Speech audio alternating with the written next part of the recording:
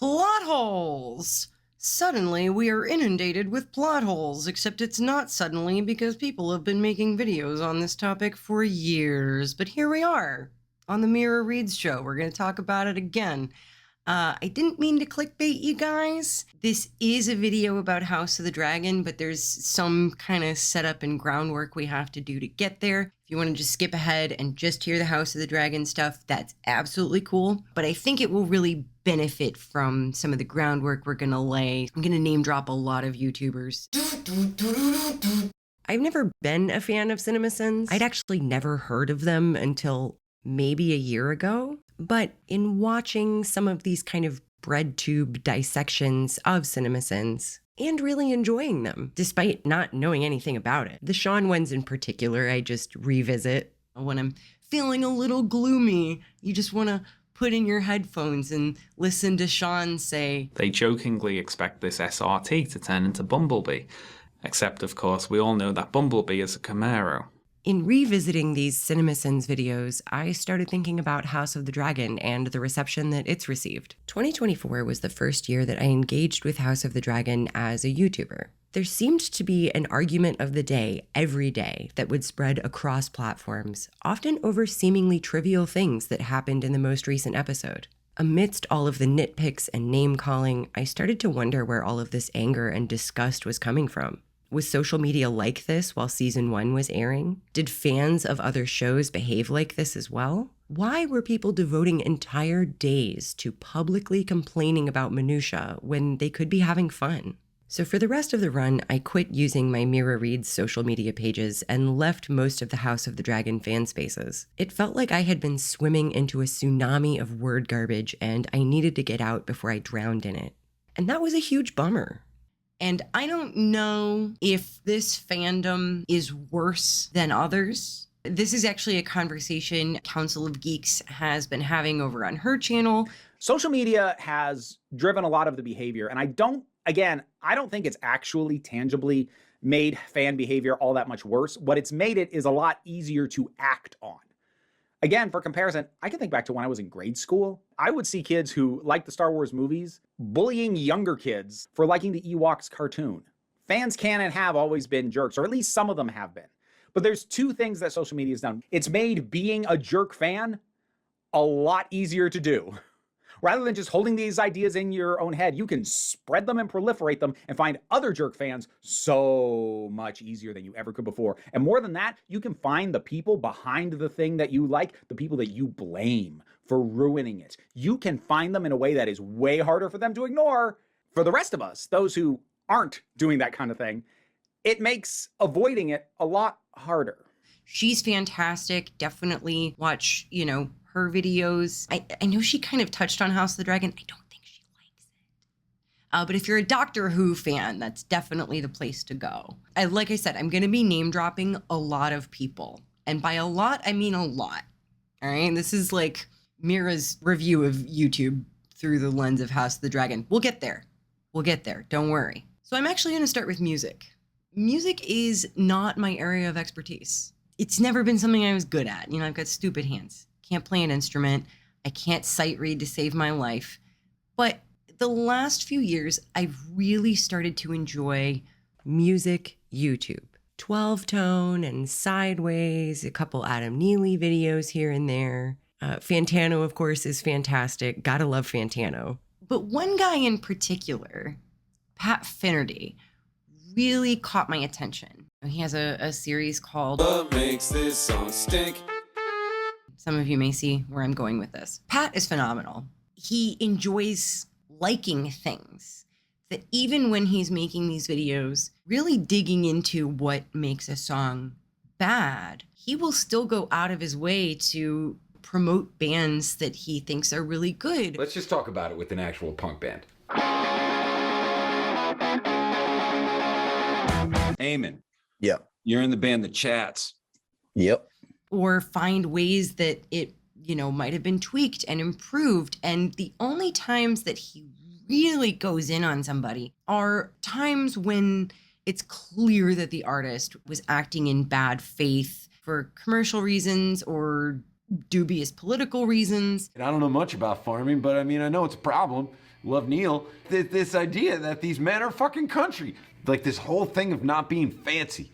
Well, you can see the neighbor's butt crack. I live in Philadelphia. It's one of the biggest cities in the country. It ain't fancy, man. You never get the vibe that he enjoys shitting on music for the sake of doing so, or that he enjoys hurting people's feelings, or just being negative. He seems like a pretty positive guy. Love Neil. And some of the things that he dissects are things that he says, like, oh, I really like this, but I want to revisit it. Weezer used to be my favorite band for a good portion of my young life. Did they really sell out? And it's, it's thought-provoking. It's cool. But one thing he did last year, he was offered an opportunity to do a podcast. And typically his videos are like big. He like staged an entire protest to talk about train. Like it's a whole thing, right? But so then he did this podcast, and the episode with Kamau Bell was fantastic. I really enjoyed that one. I don't even remember what song they were talking about, but I remember enjoying listening to Kamau Bell. But at the end of it, he made it very clear that he was trying to do something very specific. As far as what makes this song stink goes, it needs to live in the long form video because let's face it, I'm talking shit, like I talk some big time shit.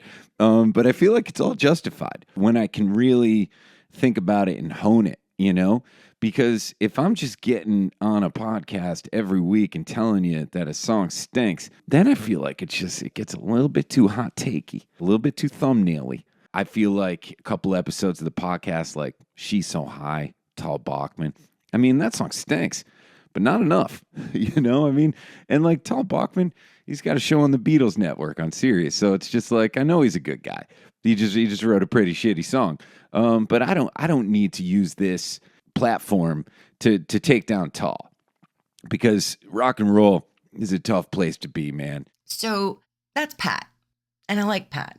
But I don't learn everything I have learned about music from Pat. Now, you can learn some music theory stuff from him. He's very funny. But by contrast, there are channels like 12 Tone. 12 Tone is one of those commie nebula guys, very educational. I believe he does have, or I know he does have a background in academia. He does polls with his patrons, and they'll pick a song. And then he will dissect whatever song was chosen so that it is relatable to his audience. In each bar, the first 3 beats are an arpeggio with a vague upward trajectory. But then the last beat is a clear, deliberate walk down to the next chord's root. And that walk down seems to be really important. It strikes that balance between being educational and just giving casual listeners tools to understand guitar solos. After watching 12 Tone, it was actually a Nick Lutzko guitar solo that I was like,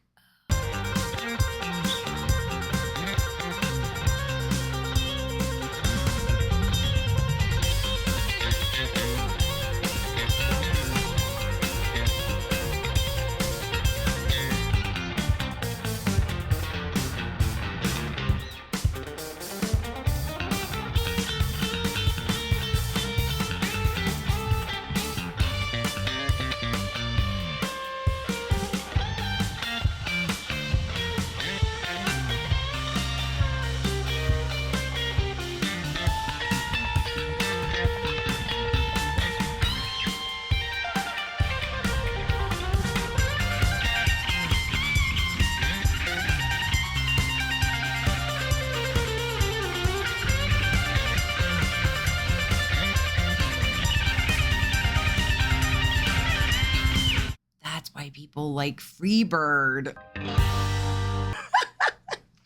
Sorry, Nick. I'll cut that. So if you, as a YouTube audience member, have an interest in learning how music composition and music theory works, these types of videos, like Pat's, like 12 Tones, like Sideways. Shortly after that, while we're getting narration from Hiccup, oh, no, wait, I'm talking about a film on YouTube. Hold on. Narration.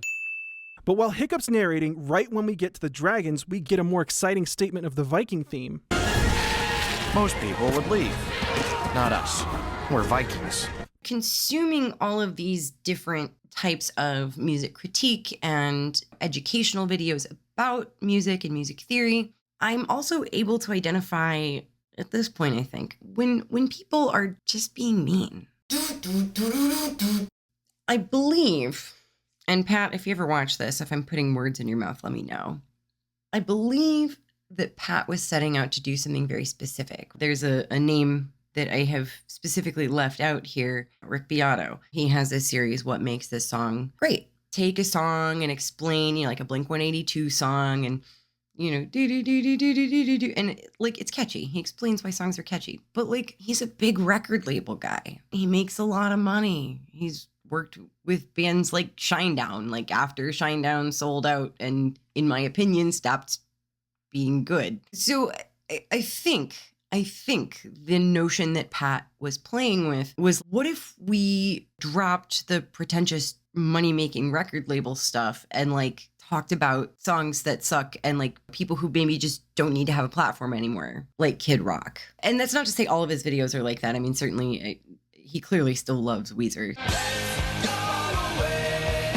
Just watch his videos. Don't let me characterize his videos, right? See, I'm doing it now. The topic of the video today, I am reviewing Pat's videos. Read a comments section for any CinemaSins video and you'll find people saying things like, I just watched It Film and thought this was great. Now let's watch CinemaSins to realize the shit I missed. And here I am. Thanks, dude. Wow. This is absolutely not what I thought the movie was going to be about. Trippy. Not one I'd watch.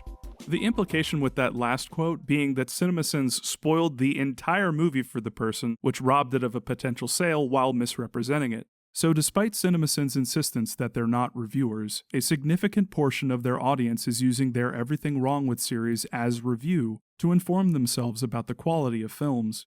And by the way, all these comments were taken from the Everything Wrong With video for Get Out, one of the best films to come out in the past few years. A lot of people have asserted, and I believe this to be true, that one of the draws of CinemaSins is their videos let people feel smart. It feels good to score points off of someone or to do a gotcha or like, oh yeah, I identified something that nobody else identified. I'm very smart.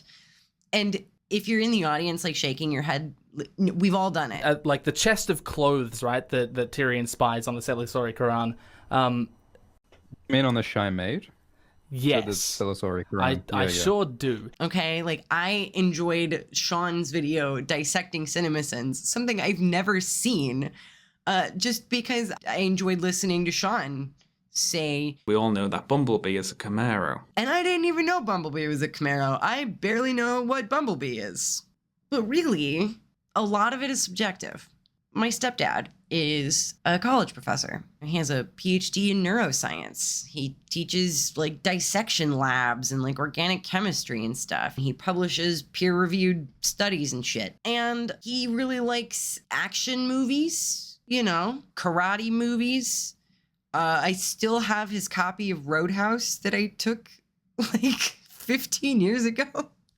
I'm sorry, Steve. I'll return it eventually. I'm kind of the opposite end of the spectrum. I tend to like really dialogue heavy character interaction stuff. I remember my senior year of high school, I feel like every day I was coming home from the library with a different version of Pride and Prejudice. 2 different BBC versions. There is the 2005 Keira Knightley Pride and Prejudice. There was Bride and Prejudice, the Bollywood one. Pride and Prejudice, a Latter-day comedy from the Mormons. Back in the days before streaming, like I would get the VHS from the library and watch it in the living room, in the family living room. And my stepdad would come home and he'd be like, what are you watching? And I'd be like, oh, I'm watching Pride and Prejudice. And he's like, again? And I'm like, well, this is a different Pride and Prejudice, obviously. This is the 1990s one from England. That makes it fancy. And he's like, nothing happens. These are really boring. This is a college professor. This is a man with a PhD. He's very smart. And he doesn't like Pride and Prejudice. And that's okay. A lot of people don't. It's a particular kind of story. And a similar conversation can be had about music. That's something actually 12 Tone brought up a few years ago. He proposed there isn't a genre that's necessarily better than others. And I know metalheads, please do argue in the comments. Tool fans especially. Tell me all about Maynard. my man Maynard from Ravenna, Ohio. Metalheads tend to, if they like other genres, it's going to be jazz and classical, right? High barrier of entry for these genres. And that's okay. Those are cool things to listen to, but they're not necessarily accessible in the same way that Freebird is. Everybody likes Freebird. Does that make Freebird a bad song? I don't think so. I don't really know enough about music to say one way or another. I really like it. A lot of people like it. That's why at the end of concerts, people be like, play Freebird. And it's like a Wiggles concert. I don't know. This has gone wildly off the rails. And that's why I think while a formal academic background is not necessary to engage in criticism, right? Because like we like things we like and we don't like things we don't like. But I do think that if we're going to be splattering our opinions around the internet and doing it in such a way that it's going to be impacting the way that other people consume media, that it should be with an eye and with a care to experience. And I'm deliberately saying experience and not education. And this is something Milo Rossi actually handles really well. I'm a firm believer that you don't even need a degree in archaeology to call yourself an archaeologist. It's high time that academia moved past needing to spend thousands of dollars to get a piece of paper to say that you like something. Like I said, I'm going to be name dropping a lot of YouTubers today. Milo is an archaeologist, and the examples that he has given, or examples that I am aware of people who are archaeologists without going to college for it, still learn archaeology from experts, the way people used to learn the law. It used to be you didn't go to law school to be a lawyer. You worked as an assistant and as a clerk to a lawyer. You learned on the job. So Milo's point is that, yeah, you can go to school and get a piece of paper that says you know archaeology, or you can spend your life out at digs and in labs and stuff and learn archaeology that way. But either way, either route you go, it still requires time, study, dedication, and learning from experts, whether those experts have a piece of paper or not.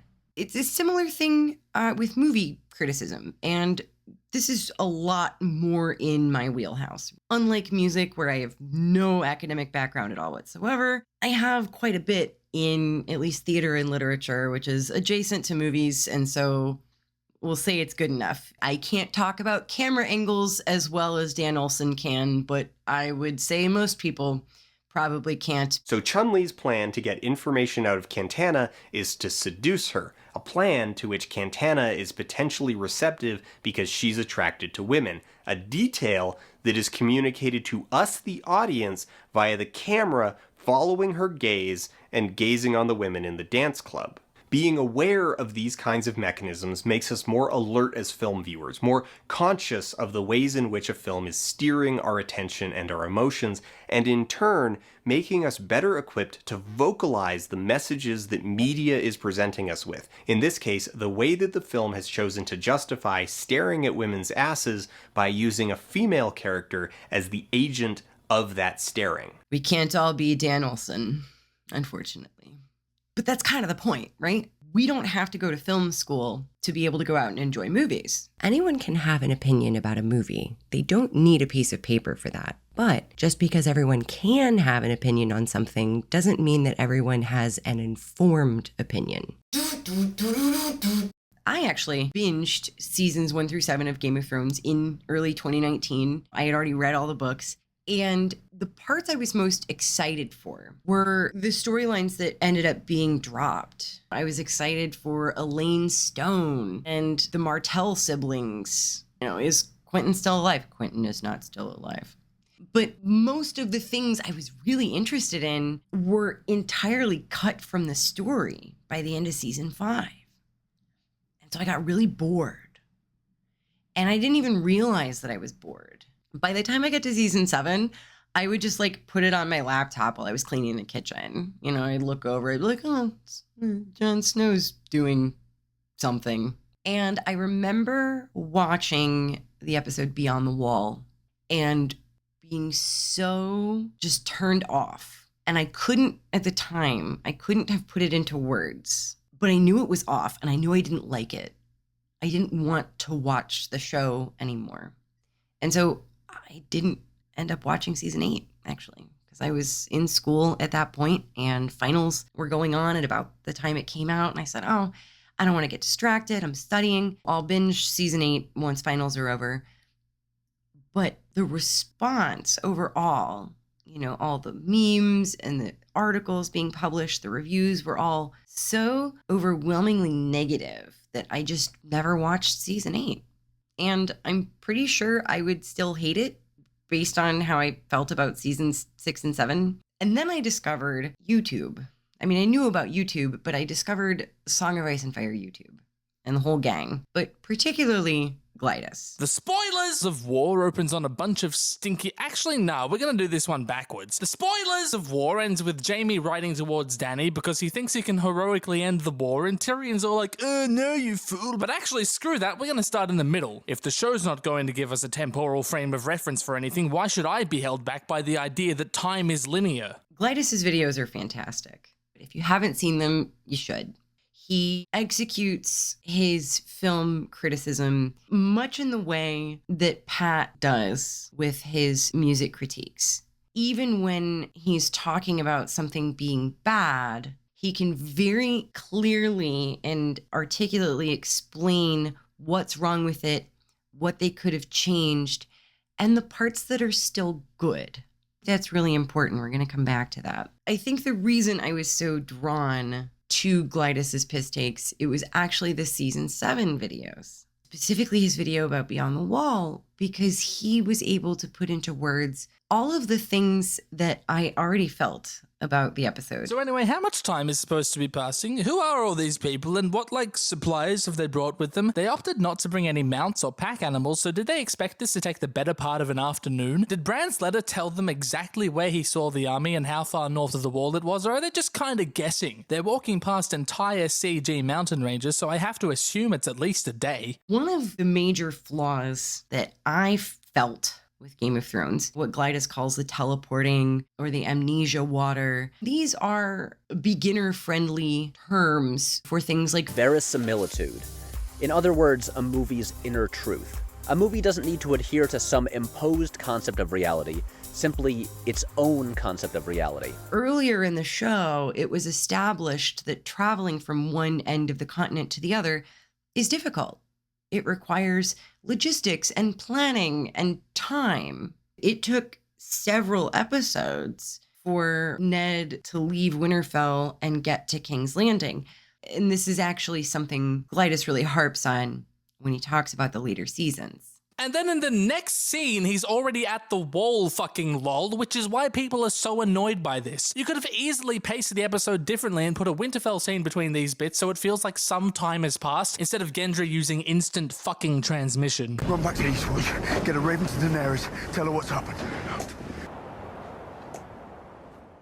That he has a baseline knowledge to be able to effectively communicate these things that I couldn't put my finger on years ago. And I think that's part of what makes his content particularly approachable. It's informed without being overly academic. So I wound up watching Glidus's season 8 piss takes instead of just watching season 8 of Game of Thrones. You know, Glidus's videos were funnier and I didn't care about Game of Thrones anymore. But that does raise an interesting question. Is there something in season 8 that I might have seen that Glidus didn't identify? Is there something I might have enjoyed that he didn't? I don't know. Maybe I'll have to watch it and find out. Please don't make me. All right. If this video gets 1,000 likes, I'll watch season 8. I should make it more. No, I said 1,000. We're doing 1,000. But even then, you know, Glidus is not the ultimate authority on whether Game of Thrones is good or bad or House of the Dragon. Even in academic circles, there are different metrics one can use. Does it effectively do the thing that the artist wanted it to do? And I have encountered people who liked Game of Thrones. And I mean all of it. There was one woman I was speaking with a few weeks ago who said it kind of hurts her feelings when people get so nasty about the later seasons of Game of Thrones, because she's like, I liked the characters and I liked the story and I liked the actors, and she didn't see what all the big fuss was about. And it does kind of suck to really enjoy something and listen to everybody shit all over it. Like, I remember being a kid, must have been younger than 10, really liking Avril Lavigne. She was like edgy. She was like Hilary Duff with a skateboard, very cool. And this friend of mine who I like really looked up to said, oh, like Avril Lavigne is like a wimp, and you know, you should listen to Linkin Park, like that's real music. And I really took this to heart. I'm not smart if I like Avril Lavigne and I don't listen to Linkin Park and Slipknot. Kids, right? Avril Lavigne is fine. If Skater Boy came on right now, how many of us would be jumping up and, you know? He was a skater boy. Wait, she was a skater boy? No, he was a skater boy. She was a something. And that wasn't good enough for something. Maybe Jesus. But it's catchy. It's fun. He was a skater boy. She said, see you later, boy. There we go. House of the Dragon. House of the Dragon. I love it. I think House of the Dragon is fantastic. A lot of people really enjoyed season 1 and then hated season 2. And I know a lot of people who thought season 1 was trash. They watched the pilot and they were like, low production value, costumes were bad, the writing is dumb, and I'm not going to watch it. And like, I was shocked to hear that response from people I like and respect, but so it was. And I don't know anyone who's like lukewarm about it. I don't know anybody who says, you know, House of the Dragon is fine. Like if somebody wants to watch it, you know, we can put it on. It tends to be people who really love it, people who loved season 1 and hate season 2, or people who hate it. And I'll, you know, fourth category shout out to people who hated the end of Game of Thrones so bad that they just didn't watch House of the Dragon, which I understand. And here's where we come back to Glidus, actually. I was not going to bother with House of the Dragon until I heard Glidus express some enthusiasm about it. I do hope that House of the Dragon is worth talking about. Oh, me too. It'd be just terrible for the channel if there's nothing interesting to say about it.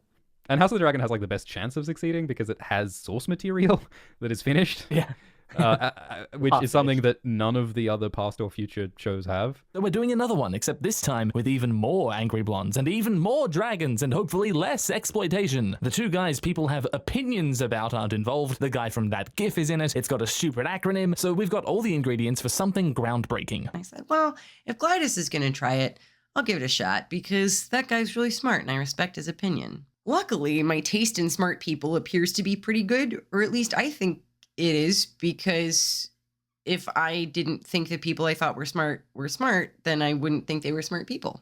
Once again, I based a decision on whether to watch something on Glidus's past critiques, that I trusted his opinion. And at the end of the day, if I haven't seen something, or if I don't know that much about film, I'm just kind of taking his word for things because he sounds smart and because he's funny. And I'm sorry, Glidus, that I'm comparing you to CinemaSins. I'm the intention here.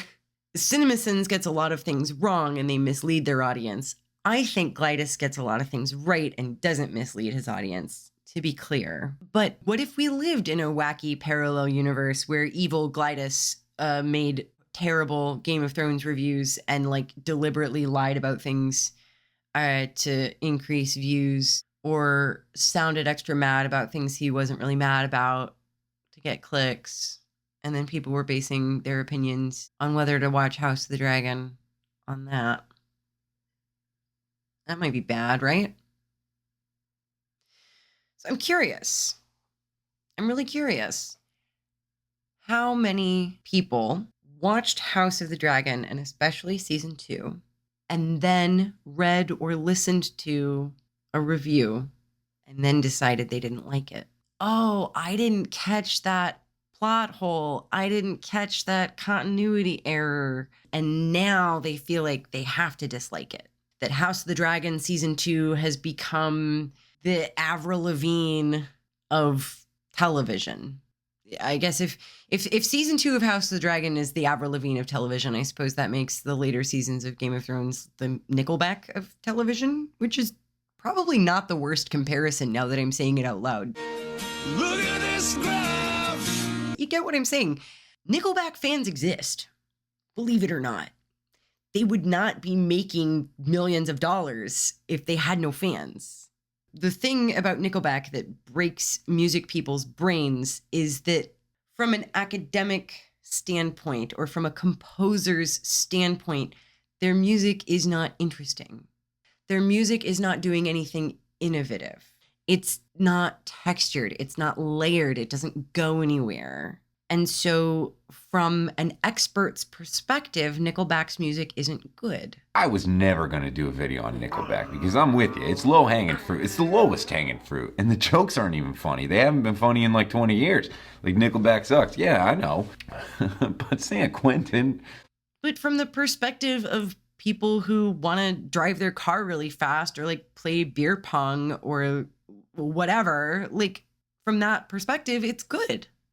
It's loud, it's fun, the lyrics are easy to follow along to, they always rhyme. Actually, fun fact, that is the thing I hate most about Nickelback. Again, as a former vocalist, I listen to these lyrics and I'm like, only children rhyme like this, Chad.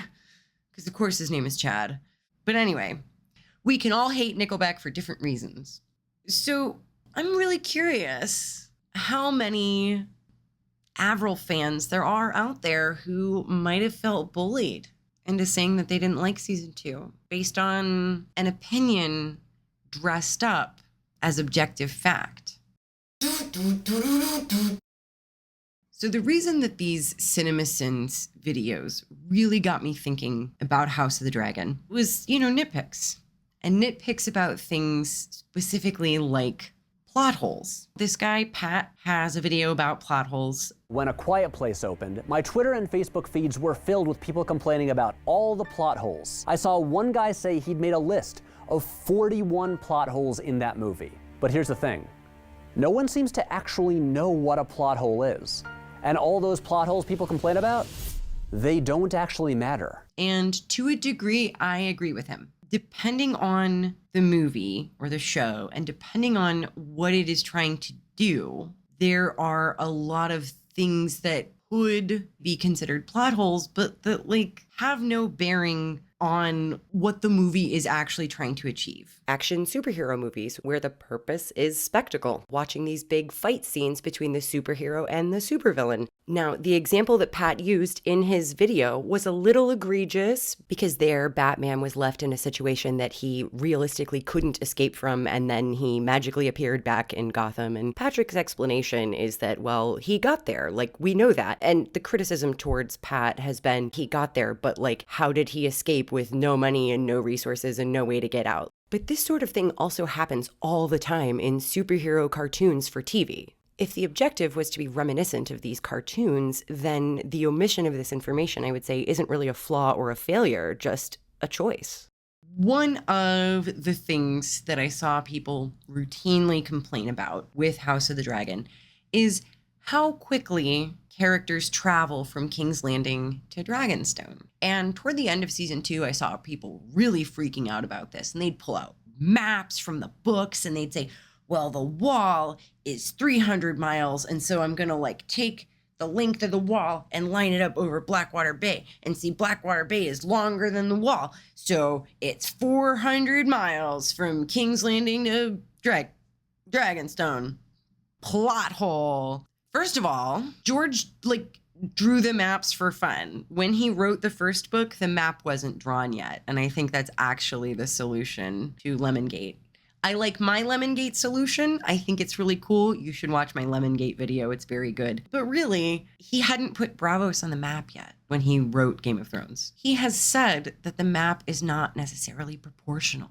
Our maps in the real world are not proportional. The maps that we saw in school growing up have Africa way smaller than it should be, and Greenland way bigger. Trying to transpose a globe onto a flat surface, it just doesn't really work very well.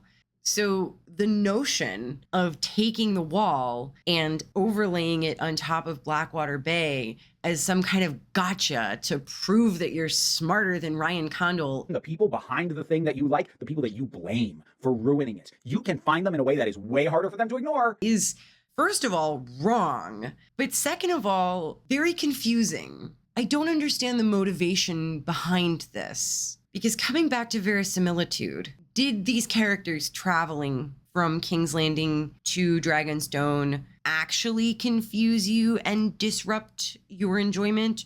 Or was it something you were looking for? We'll compare two things. In Game of Thrones, we talked about Yara Asha sailing all the way around South America and getting all the way up to the Dreadfort basically to run away.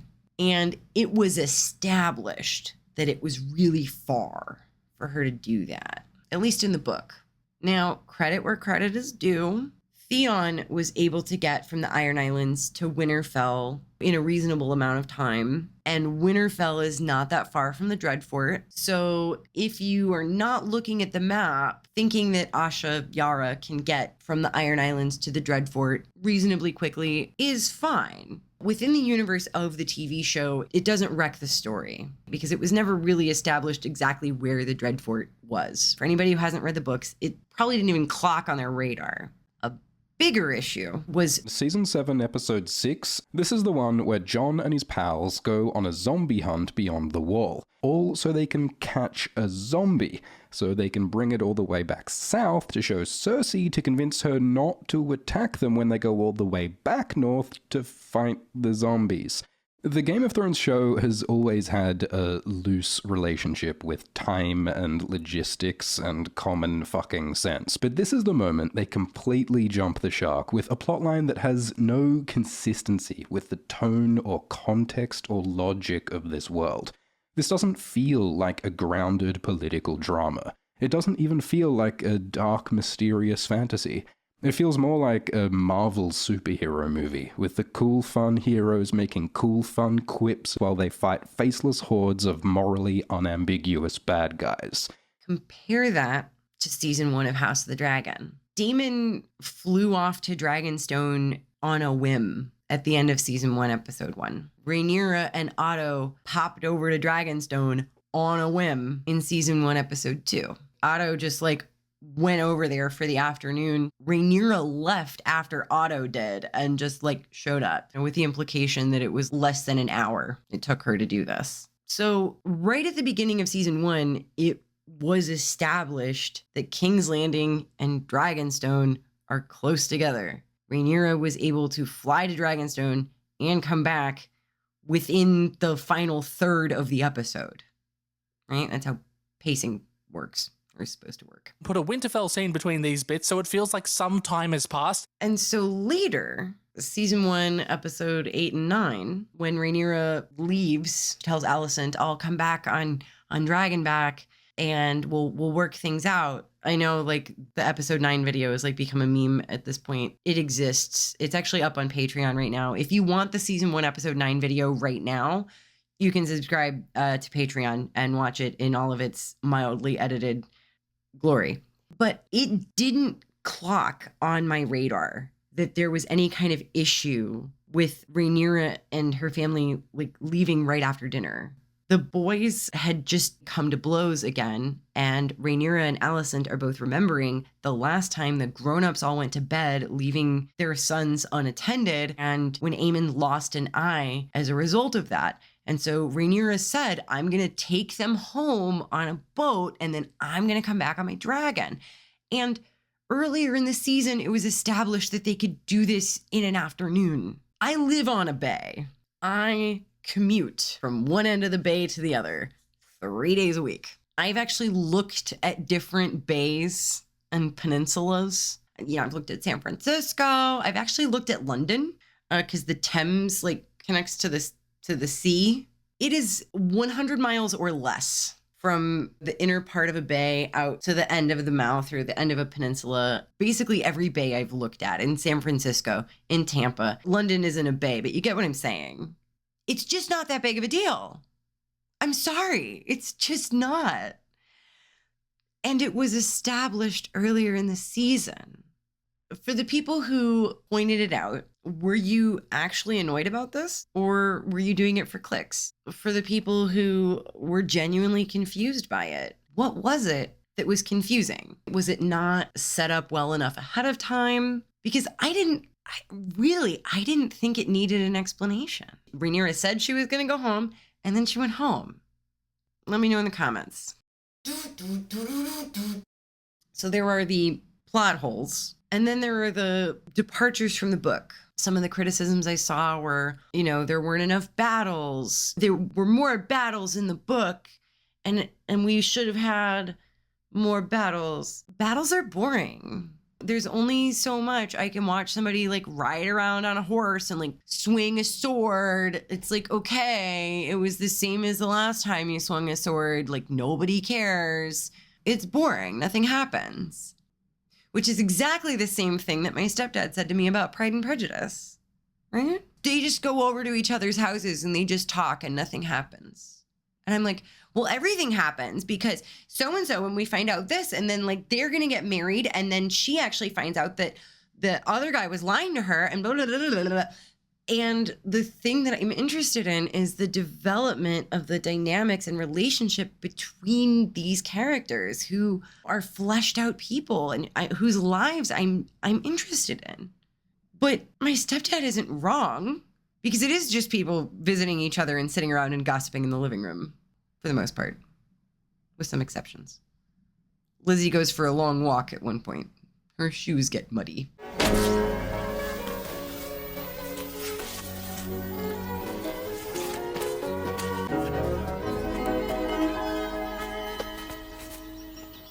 Miss Bennet. I am come to inquire after my sister. On foot. There is an entire conversation about Elizabeth's shoes getting muddy. What does she mean by scampering about the country because her sister has a cold? Her hair, Louisa. Well, her petticoat. I hope you saw her petticoat, brother. 6 inches deep in mud, I'm absolutely certain. I must confess it quite escaped my notice. I thought she looked remarkably well. And I think it's one of the funniest things I've ever read. I'm afraid, Mr. Darcy, that this escapade may have affected your admiration for her fine eyes. Not at all. They were brightened by the exercise. Savage. House of the Dragon is trying to be a family drama about the relationships between these characters and how their interpersonal issues create larger problems for the country because they are the people in charge. George Bush finds out that Laura wants to file for divorce, and now we're at war with Putin. That's kind of what the story is about. In that sense, I think it is highly effective. If you thought season 2 was boring, did you think it was boring because you like things with battles? Did you think it was boring because somebody else said it was boring? Did you think it was boring because it was different from what you expected? There's really not a right or wrong answer. But something I noticed as I was doing my House of the Dragon videos, a lot of people in the comments would say, oh, I hadn't thought about it like that. And now that you say that, I really appreciate it. And I think especially my Daemon at Harrenhal video, and I'm not trying to like toot my own horn here too much, I felt that Daemon's Harrenhal arc was extremely moving. I'll give you this nugget for free without having to watch the whole video. The final moments with Daemon as he's working through all of his past relationships, as he's dealing with Viserys and the guilt that he feels about running away. That would be Lord Grover Tully, but he grows frail. It's said that he can no longer speak, nor seal his bowels. His grip on his bannerman is weak. They feel they can do as they please. I will speak with him nonetheless. People should obey their liege lord, whatever his condition. And abandoning Viserys when he needed him, and the weird resentments they have about, their mother and their parents. We see Daemon at Viserys' side after Aemma dies, and Viserys is crying on Daemon's shoulder, and it all clicks for Daemon. When Aemma died and Daemon went to the brothel, We're still mourning our own way, Your Grace. My family has just been destroyed. Instead of being by my side or Rhaenyra's, you chose to celebrate your own rise, laughing with your whores and your leg spittles. My family was just destroyed. You should have been at my side. But instead, you chose to celebrate your own rise, laughing at me. Laughing with the whores and lickspittles. No. He was abandoning Viserys when Viserys needed him the most. Viserys has people in his service to fight for him, to make political decisions for him. If he really needed a dragon rider, he could have sent Rhaenys. But Daemon is the only person who he could grieve in front of, who he could cry in front of as the king. He's not allowed to look weak, except, in private with his brother.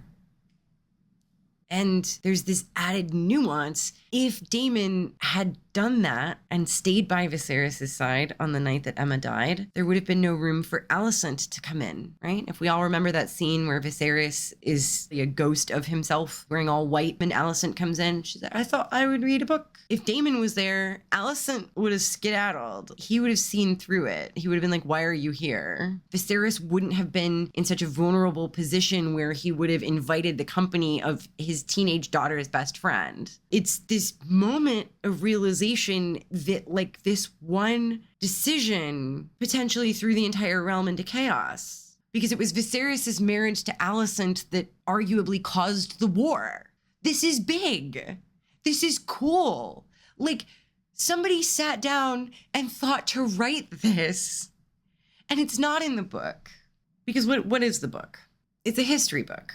I like Fire and Blood, but the characters are almost like stick figures. And then they do this, and then they do that, and then they grow up. And like some of these characters are only mentioned once or twice. They'll disappear for decades. One of the things about Fire and Blood in particular is its nature as a history meant I was summarizing things. And as I summarized those things, and characters appeared, be they major or minor, there was always part of me, the novelist part, in the back of my mind said, I could write a whole novel about that character. And that's fine. It is an effective history book, but there's no dialogue. There's no point of view. And so what I think is really neat and what I was excited about the project from the beginning is that it gives the writers room to explore within the framework of the story to create characters that feel like real people. And I think that has been highly effective. Yeah, some of the costumes, in some people's opinions, may be goofy looking. Fine. Yeah, maybe they don't have a high enough budget for a goddamn CGI polar bear. But we had the money for a zombie polar bear, so there was no other way. But I don't think a battle in every episode necessarily improved Game of Thrones. And I think if a lot of people were to go back and look at that they would agree. The early seasons of Game of Thrones didn't have any battles. The battle at the Green Fork that Tyrion fought in the book, they skipped because they didn't have the budget for it in the show. Tyrion got knocked unconscious. They skipped the whole battle. I thought that was extremely clever because I didn't want to watch it because I think battles are boring. Fight me in the comments. And so this is what I mean about what the artist is trying to do and why I think House of the Dragon is trying to be a family drama about how personal flaws and relationship dynamics can cause civil war. And not just because that's how the show is described, but also because that's what it's doing.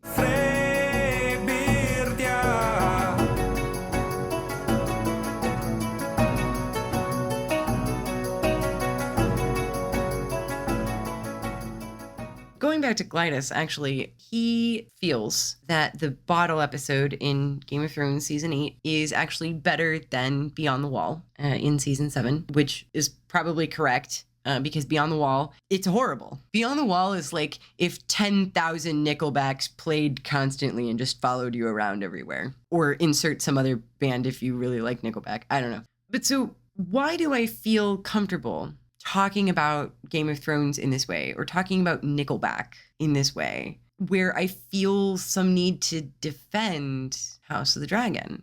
Well, going all the way back to Pat Finnerty and Rick Beato, one of Pat's complaints was about the industry. It's kind of like taking The Godfather, Goodfellas, putting it together, and then you wake up with Weekend at Bernie's 2. Which, if this was as good as Weekend at Bernie's 2, we probably wouldn't be having this conversation. The song is absolute dog shit, but I think it's a triumph of a producer's triumph, because they've actually managed to make something that's, if you were an emerging band and that was your song, it'd be like, fuck, guys, try again, go back, do this. Right. But I think producers looked at it and said, well, it doesn't matter that none of it rhymes, doesn't matter that it's two existing songs that are brilliant, doesn't matter that the solo is in the wrong key, doesn't matter that that's obviously a Nirvana drum fill. It sounds great because I've produced it. Thank you, expert Justin Hawkins. I appreciate it. If it wasn't Kid Rock making this all summer long song, a new artist would have been sent back to the drawing board because it was bad. But Kid Rock is a star, so when he shows up with a bad song, the producers just produce it. And Pat thinks that that's stupid and unfair, and I tend to agree. It turns out it's the same twist it always is. Why did this stupid shit happen? Oh, it's money! What we saw with Game of Thrones was similar. The first few seasons of Game of Thrones, the changes that they made weren't world-breaking. The changes that they made didn't ruin the story. I didn't like them, but they were fine. They were functional. Later on, as HBO began to trust Dave and Dan more, once they had achieved this celebrity Kid Rock status, well, now they can have the money for a zombie polar bear. The overall sentiment was that they had stopped caring about the project. I've never met the guys, but supposedly the thing that they set out to do was the Red Wedding. And that after they made the Red Wedding, they weren't really interested in continuing with Game of Thrones. And it really started to show once the Red Wedding was over. Which brings us around to another common criticism that I hear levied, particularly at the women characters in the show. And you might see where I'm going with this, is that the things they do don't make sense.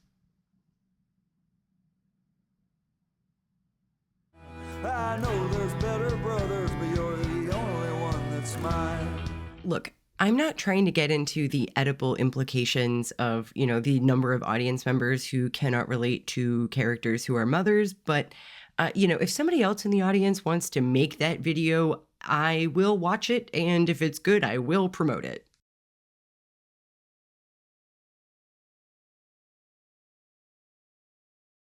Going back to verisimilitude, when a character starts randomly behaving in ways that contradict their established beliefs, that's something worth criticizing. One of my biggest issues with Deep Space Nine Season 6 is that Kira and Odo start dating even though Odo never apologizes for or addresses the fact that he sided with the Dominion when they took over the station, and he betrayed the Resistance and allowed Rom to be locked up in jail. As a former Resistance fighter, Kira would have been furious with Odo. It was basically the one thing he could have done that would have stopped her from dating him. But she's just like, haha, sure, let's be boyfriend and girlfriend, because the writing room was left to the interns for most of Season 6.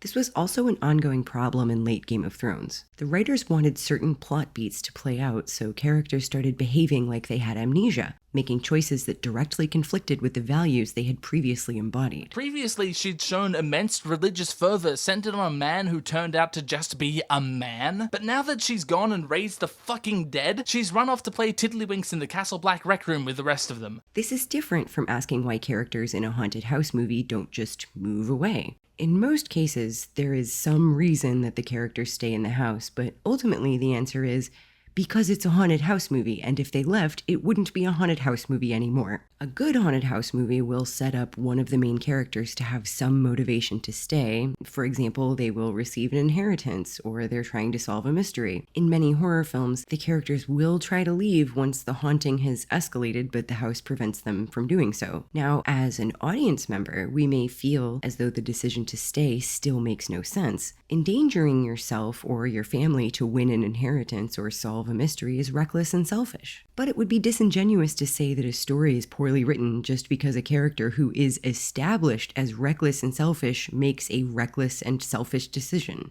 There has also been some back and forth about logic versus emotion, but I think that approach misses the forest for the trees. As JXE pointed out in response to Patrick, most human decisions are based on some kind of logic. The question is the character's motivation. To use an example from A Song of Ice and Fire, Catelyn arrives at River Run at one point to find that Edmure has brought all of the small folk and their animals into the castle. Catelyn is dismayed because they don't have the space or the supplies to feed and house all those people and animals if there is a siege. Edmure's decision tells us about his character. He makes bold, impulsive choices to protect people without considering practical long-term consequences. Later on, when he stops Tywin from crossing the Riverlands to go west, this decision is in line with his established character. He wanted to take a bold action to protect his people and didn't consider the bigger picture or the long-term consequences of disobeying Robb. If he had stopped to consider it, he might have realized that Robb went west knowing that Tywin would follow, that Robb was likely setting a trap or an ambush. Rhaenyra and Alicent are under particular scrutiny as kind of the main characters of the show. But this goes all the way back to Catelyn Stark. There was a lot of criticism levied at her for causing the war, for leading Robb astray. And if that's the approach people want to take, that's fine. But again, like within the universe of the story, Catelyn had received a letter from her sister that said the Lannisters had killed her husband. And Catelyn has no reason to believe that her sister and Littlefinger are working together because Lysa married Jon Arryn. And Catelyn doesn't know that Lysa and Littlefinger slept together. So based on the information that she has, she's thinking, okay, I can't trust Littlefinger completely, but what he's saying aligns with what I witnessed, and it aligns with what Lysa said. Because remember too, Catelyn was already thinking it was the Lannisters because Jaime had stayed back from the hunt that day that Bran fell. So yeah, she arrested Tyrion partially based on what Littlefinger told her, but also partially based on a correct deduction that she made based on things that she witnessed, i.e.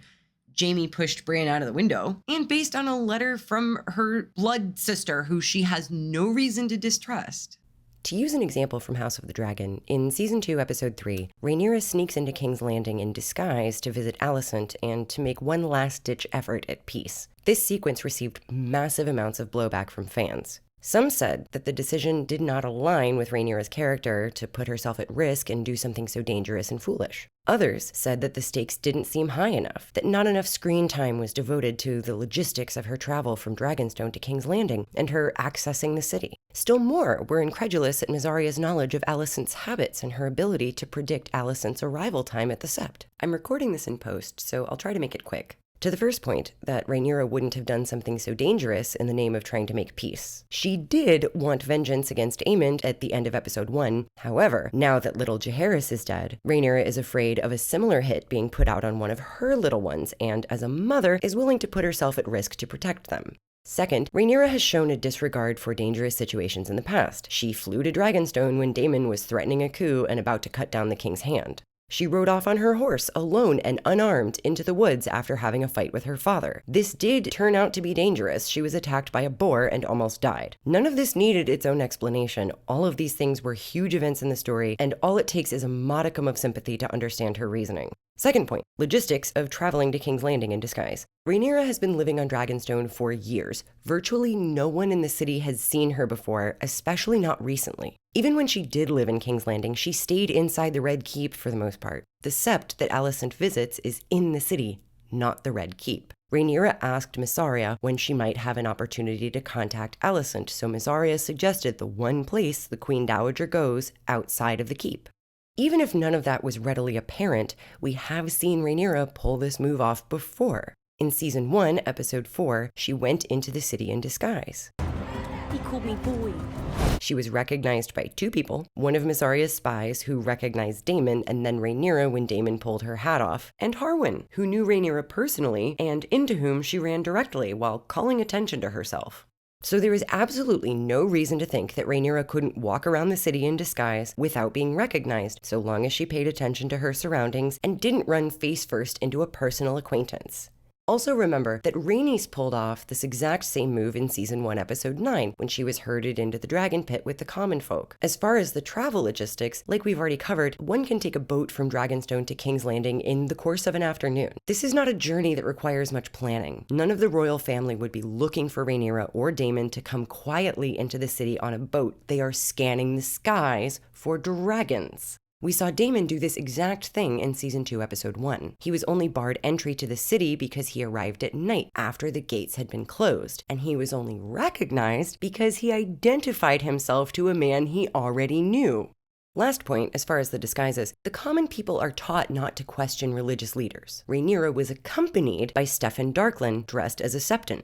Septons outrank septas in the same way priests outrank nuns. The likelihood of them being stopped and questioned was extremely low because they came into the city in the middle of the day dressed as religious leaders, but even if someone were to question them, it was Steffan they would have spoken to. Steffan they would have been looking at with suspicion. And I'm sure many of us have heard the joke that the best way to get into a building you're not supposed to be in is to put on a hard hat and carry a clipboard. But the one key point that a lot of people just didn't pay attention to was that the city wasn't closed to general entry. People would have to go past guards at the gate, but common people who had a legitimate purpose could come and go. The city wasn't locked down until later in the season. Again, Daemon was only locked out because he came at night, when the gates are always closed. Lastly, as far as Mysaria knowing Alicent's habits, not only did Mysaria have a spy basically living in Alicent's room up until a few weeks ago, and presumably for years, she also has connections at the Sept. Remember in Season 1, Episode 9, that she was able to stash Aegon under an altar in the Sept. That means she has people there too, either actual Septas or people with access to the building through other means. There was a chance that Alicent's habits might have changed, but that is a risk inherent in this sort of activity. Anyone could randomly get sick and not go to work on Monday, even though on a normal Monday they leave for work at 8 a.m. But that's not something the audience needs to be told. Rhaenyra asked Mysaria if she knew any way that she could speak with Alicent, and Mysaria gave Rhaenyra what she believed to be her best shot. I could go into more about how at this point in the story, Rhaenyra is trying to channel her father to make decisions that will help and protect people, that she feels sorry for Helaena. I could talk about how cool it is to frame a scene with Rhaenyra and Alicent together like this, since the last time they knelt at an altar together, they were talking about dead moms, and now they're talking about dead kids. But the video is already long enough, and this topic honestly deserves its own video. If you still think the whole thing was a stupid waste of time that made no sense, I invite you to subscribe and come back so you can tell me about it in the comments.